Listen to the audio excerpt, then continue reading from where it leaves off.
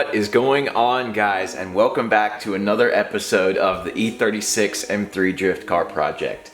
Okay, so let's just get right into it. It's been a super long time, a lot has happened, and honestly, the weird thing is I've been trying to film another episode for a while and just been so not happy with what I've been filming, and I'm just gonna throw all that out. I'm just gonna say forget about that. I don't really care how production quality this video is, and we're just gonna get something out there.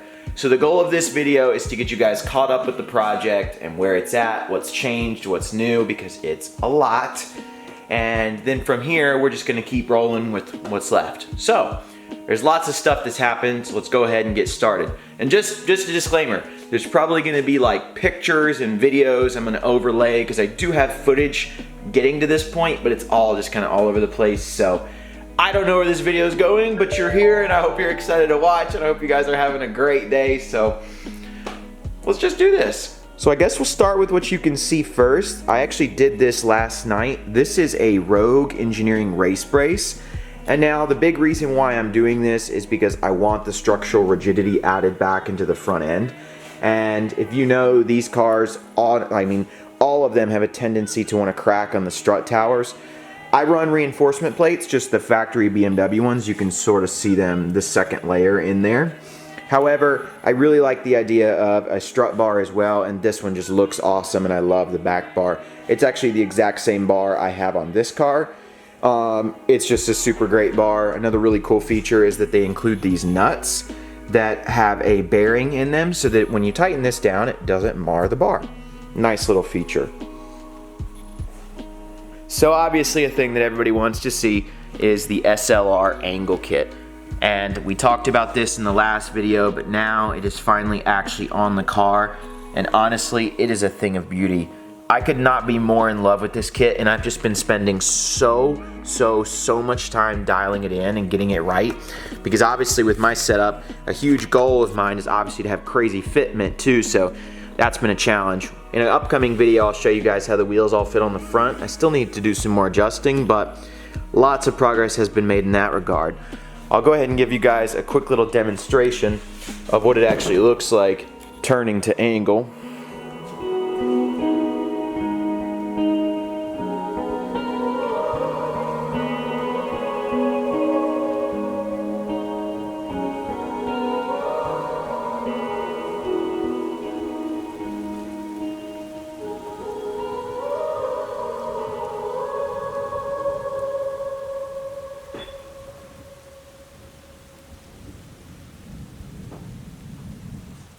So as you can see, the angle in this kit is just absolutely ridiculous. And obviously, angle is not the only thing, but it looks pretty cool, let's be honest.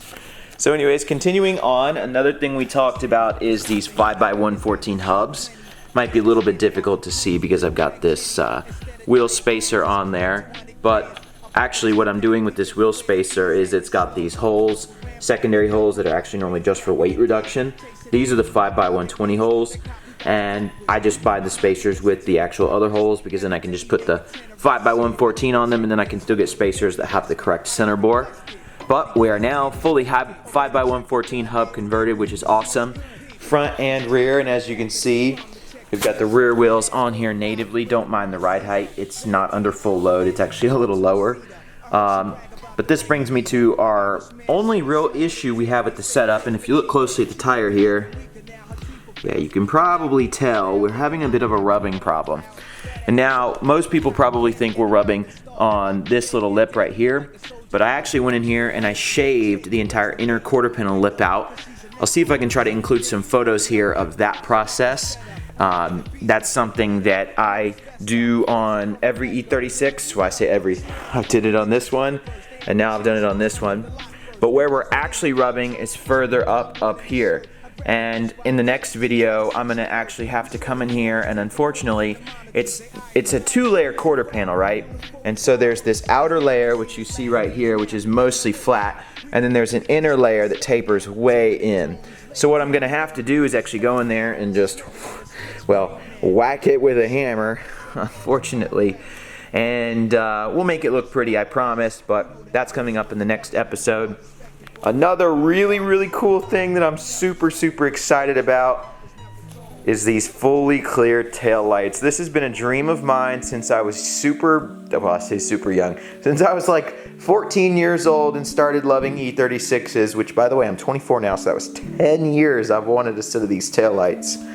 So I'm really excited about these. I know I'm gonna get a ton of questions, and just as a thank you for watching these YouTube videos, I'll tell you, you can make these by modifying a set of clear tail lights, not the Euro ones, by modifying InPro style clears.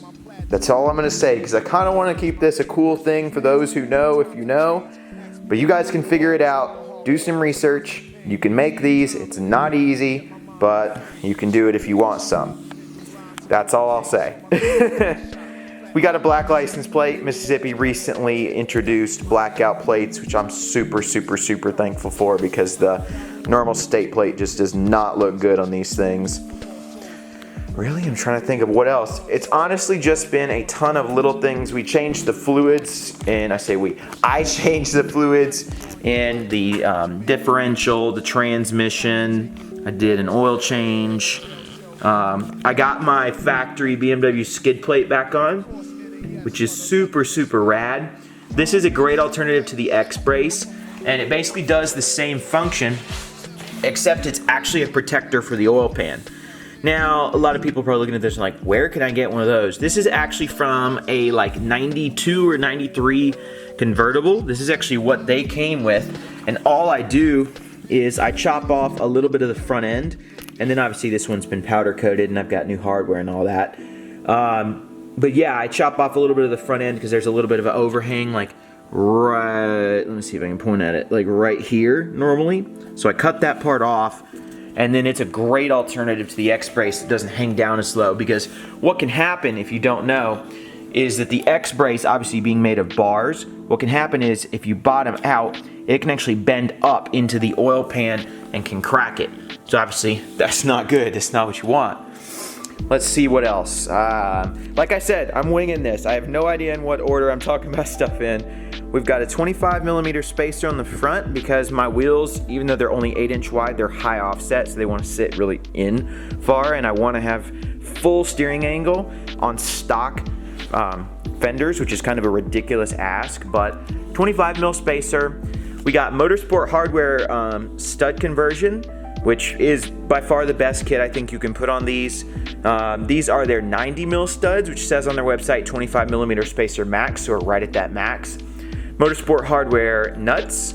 Obviously, I think you guys have seen these already, but the brakes are obviously been completely rebuilt. I rebuilt them from the ground up. The only thing I didn't replace was the pistons, but everything else is powder coated and brand new. Man, I'm trying to think what else. Oh, probably noticed this.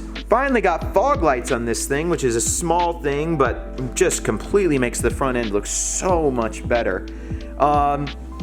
Something you probably are noticing is that these are obviously not OEM, and you know me, I'm like the OEM boy, like everything's gotta be factory. You cannot buy OEM E36 fog lights right now. So, unfortunately, I had to get aftermarket ones. These were crazy cheap. They break all the time, so I'm kind of assuming that these are gonna be an expendable item. And I don't even have like matching LED bulbs in them because I don't like the way E36s look with fog lights on, which is weird, but I like the fog light being there. I know, I'm weird. But anyways, those are at least there. Let's see. Oh, speaking of lights, I did actually do a lighting upgrade. I don't know if these are actually gonna be able to turn on right now. So let's see. No, I gotta actually turn the key. Let's see. Okay. So, well, I don't know how well you're gonna be able to see that, but got LED headlights in this thing, which is really cool. Another thing is they're not perfect. They kind of look orange on the camera. They're not orange, I swear. I have stealth bulbs in the taillights. In person, they actually look more pink than anything, but that's just because they're not behind a red lens. But they look silver, like they have a silver coating over the bulb, so it's not like a bright dot in there of color, but they still light up the correct color. I have that for both the brake lights and turn signals, and I'll put the hazards on in a second here so you can see it. Also, obviously got LEDs for the license plate lights just because the incandescents are a cool like 90s thing, but like with all this white on there, it just clashes. So let me turn these off. Now let's stick the hazards on. Hopefully both of them are working. Yep. Yeah, so as you can see, correct color for those two, and like I said, you can't see an orange dot in there or anything, so that's pretty neat. I'm really happy with this. Another thing, this is a small thing a lot of people don't know that you can do. Some people are gonna say that this is sacrilege. I don't care. I don't need the car on for this. So obviously, normally, you know, if you had the lights on in the car, the front side markers would be lit up. And on mine, they're not. You might be thinking, well, you got something wrong with the bulbs. It's not true. Check this out. They still work as blinkers. And now what I've done is, they're a dual filament bulb, and I've actually just put a piece of masking tape, I say masking tape, electrical tape over the contact that is the low, like the dim, and that's for the function whenever you turn the headlights on to where they dimly light up orange. To me, with LED headlights, the dimly lit orange just clashes and it looks funky at night. So, this is how it looks if I turn the car on. This is how it looks with just the headlights on. And I don't know, you guys might disagree with me, but I think not having the orange there is just a classier look. This is also a better view of the LED headlights. And I don't know, I just think this is a better look personally, especially if you have like white everything else. And I don't know, I just like it. But yeah, so if you want to do this, all you gotta do is take the bulb out, figure out which one of the contacts is for the low, like the dim, and just cover it up with a piece of electrical tape, just a really small piece. I had to use 2 layers because it was poking through the tape. And yeah, you can do that. So I'm really probably leaving out so many things because it's been months and months of non-stop work on this thing. I mean, I could go through all the like maintenance stuff that I did, but probably most of it's pretty boring. But as you guys can see, I've already been on the first test drive, and I'm gonna drop some photos of that here. The car looks freaking ridiculous. Like, it looks amazing. And we still have some teething issues to go through. I wasn't being able to hit full angle on the steering because I had a bind issue, but I think I figured it out, and it was something super stupid. But we'll talk about that in the next episode too, when I fully test this thing. And in the next episode, we probably will do our first burnout and maybe our first donut if this super worn out limited slip diff in this thing wants to cooperate, which hint hint, it hasn't so far, and I think it's dead. But we have a solution for that too. And you know what? I'm just gonna show you that. This is a thing that every E36 kid has wanted at some point. If you know, you know. This is a large case differential, a 210 millimeter ring gear differential. Sorry, I got all this stuff in the way. From an E32 750 IL. And there's a lot of reasons why I'm doing this. This one is actually an open 3.64. And that ratio and the fact that it's open is actually the main reason why I want to do this. So, let me see if we can zoom this back out. So if you don't know, that is actually the diff that came in M3 Evos overseas, the European models. It's the exact same diff found in an E32. And with a kit from Rally Road, you can actually install that into the stock subframe, which if you look right back up here, I have a spare subframe. So you can install that into the factory BMW subframe. And not only do I get a 364, which is a perfect ratio for an E36 drift car, I get an open that I can weld, and I get all the benefits of the large case differential, which is essentially bulletproof. I mean, it's like basically a Ford 88 for your E36, but it's a factory BMW diff. You can use the stock axles. You can even use your factory drive shaft if you swap it to a 4-bolt flange, which Diffs Online makes one. And so for me, it's a no-brainer, and one came up locally for sale, which is a miracle for a really good price. And yeah, so that's what I'm gonna do for a diff, because it has the factory 323 limited slip diff in this thing, but it's dead. Like, it does not lock up both wheels. I've got it to do like a tiny little skid, but it just doesn't feel good. It's not consistent. I've been so spoiled by this thing with its brand new, basically triple clutch racing diffs LSD, which is like supposedly 40 to 45% lockup. And so then when I got in this thing and tried to skid it, I was like, this sucks. It's not good. So we'll get there. But for right now, my goal is just to do one thing at a time, and getting this front end completely dialed before I move to the rear end is what I want. And I also gotta be honest, I just kind of want to drive the car.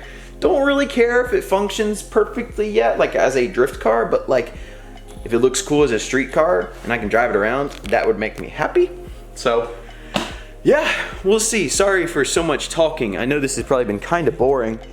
But in the next video, we'll actually get back into wrenching, and I'll show you guys what this thing looks like on the road. But yeah, so like I said, I'm gonna probably include some clips next, just of some things I filmed before this. I think I did a full discussion on things to think about when installing SLR, so I might or might not include that. I haven't decided yet. If you see it, you'll know I decided to do it. But anyways, yeah, I hope you guys are stoked on how this thing is coming out and coming together. This car is honestly, I'm so in love with it, and I'm so in love with how the idea panned out. And I think this is going to be both a beautiful, functional, and incredibly, I don't want to say competitive. That's not the right word, because it's not a competitive car, but like, it will do drifting very well is probably the best way to describe it. Nobody believes me that it's actually gonna drift well, but it's gonna drift well. Just wait on it, just wait on it. It's not gonna be a tandem machine. We're not hucking it at walls because it's way too clean, it's way too nice, but it's gonna do some skids and it's gonna be fun. Probably a street drift car is what we're really getting at here, but don't tell anybody. So anyways, we're gonna end it off here. I hope you guys are having a great day. Thank you so much to all of you who have stuck around on this YouTube channel through all my ups and downs and life stuff and whatever I've had going on. I'm home from school now, so hopefully there's gonna be a lot of content coming. It's probably gonna be all over the place, because in order for me to actually do work, because I'm doing all this by myself. I'm not sending this car anywhere. Nobody's helping me. Nobody's here. It's all just Griffen. So probably how this is gonna work is probably the quality and like production of the videos is not gonna be like Hollywood, like sometimes I try to make it. It's probably just gonna be really down to earth, just me talking about what I'm doing and kind of showing it, but probably no crazy like cinematics or like, we're not going like chromatic garage here. Like, I love you, Mike, but I just can't. I don't have the ability to do that consistently on my own and actually make progress like I want to. So yeah, it's just gonna be kind of me doing updates, so I hope you guys like this. Let me know what you think I should do as far as the videos to make them more interesting. What do you want to see? Even though I'm probably just gonna do the same thing I always do, which is just keep on working and having fun. But anyways, I hope you guys are having a great time. It's Christmas time. I know this is a really lonely time for a lot of people, where not everybody has the ability to be around people around this time of year. You may not have family or friends who are anywhere near you, but just a reminder that you are loved, you are extremely valuable, that no matter how many people you have around you or in your circle, you have just as much worth as anybody else. And everyone here has a purpose, and you have extremely unlimited potential. Really, what you can accomplish is only defined by what you say that you can't.